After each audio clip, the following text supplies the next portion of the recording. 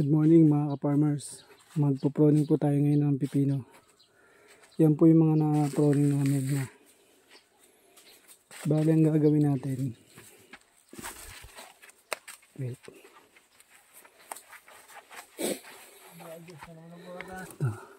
Pugupitin lang po natin yung dahon bago sumapit dun sa bunga niya.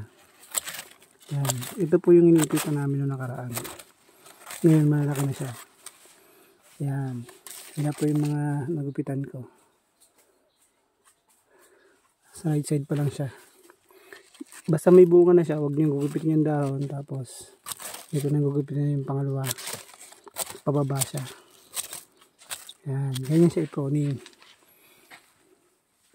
Ulitin nyo lang yan. Tapos, pag may bunga sa baba, hindi na papalakihin yan.